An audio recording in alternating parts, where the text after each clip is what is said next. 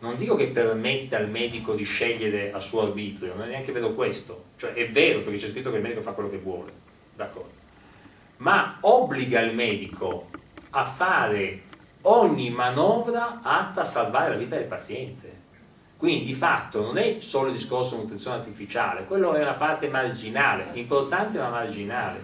È tutto l'impianto della legge che in alcuni passaggi praticamente permette al medico di iniziare o non sospendere qualsiasi terapia lui ritiene opportuno, ma addirittura un altro passaggio, non sto qua a dire i passaggi particolari, ma poi lo obbliga. Quindi di fatto è tutto l'impianto della legge che praticamente lega le mani e braccia al medico, il quale anche in presenza di una volontà esplicita del paziente su qualsiasi cosa, ventilatore, ma qualsiasi terapia, ventilatoria, farmacologica, qualsiasi terapia, che il medico intravede come un possibile rallentamento, impedimento alla morte, deve essere attuato. Quindi di fatto è la negazione completa.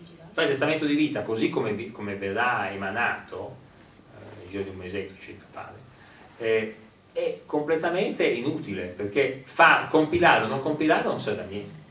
Perché poi, al di là di tutto, il medico può sempre fare quello che vuole, basta che lo scriva, faccio quello che voglio, c'è scritto così nella legge, il medico deve motivare, faccio quello che voglio per motivi personali, deontologici, la supposta idea dell'obiezione di coscienza, no?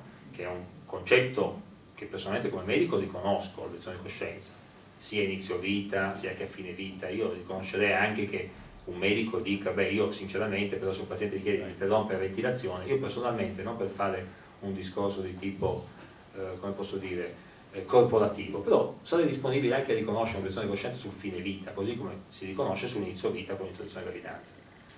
Però l'obiezione di coscienza deve essere assolutamente staccata dall'erogazione della prestazione sanitaria, perché non è possibile dire, siccome io oggi non voglio interrompere la ventilazione, questo paziente non verrà mai interrotta la ventilazione.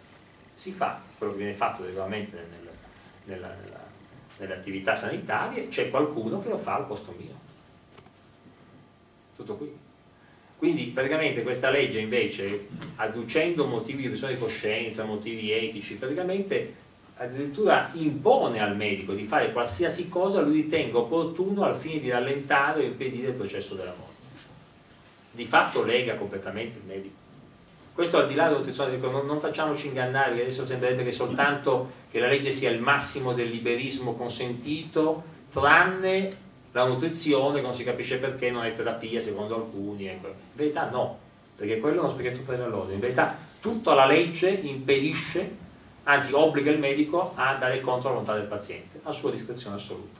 Ovviamente il medico, a fronte di una legge così, cosa fa? Va comunque contro la volontà del paziente, perché preferisce trovarsi in una condizione con un paziente ancora vivo che andarsi a infilare in una situazione di conflittualità. Già è molto elevata, come voi sapete, la conflittualità di tipo giudiziario nell'ospedale è elevatissima, figuriamoci se il medico si mette a fare anche colpo di testa. Se ci sono domande? Nonostante l'ora tarda.